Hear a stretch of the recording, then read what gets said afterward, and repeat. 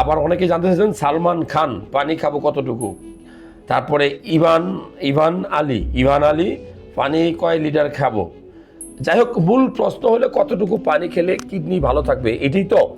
আসলে এই প্রশ্নের উত্তর হলো যে আপনার কিডনি খুব গুরুত্বপূর্ণ একটা অঙ্গ আমাদের শরীরে।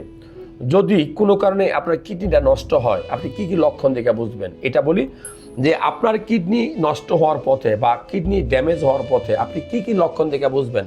নাম্বার 1, আপনার খাওয়ার রুচি নষ্ট হয়ে যাবে। নাম্বার 2, আপনার শরীরে চুলকানি রোগের মতো লক্ষণ দেখা যাবে, চুলকাবে। নাম্বার 3, আপনার বমি হইতে পারে, বমি ভাব হইতে পারে। নাম্বার 4, আপনি যেখানে প্রস্রাব করবেন অতিরিক্ত ফেনা উঠতে পারে। নাম্বার 5, আপনার প্রস্রাবে কালার চেঞ্জ হতে পারে, প্রস্রাবের পরিমাণ কমে যেতে পারে। নাম্বার 6, আমি বলবো যে আপনার মুখে বা পায়ের পাতায় বা শরীরে ফোলা আসতে পারে। পানির মাত্রা বেড়ে গেলে শরীরে ফোলা আসে, বিশেষ করে চোখের পাতার নিচে। এই সকল লক্ষণ দেখলে আপনি বুঝবেন যে আপনার কিডনি খারাপ হয়ে গেছে।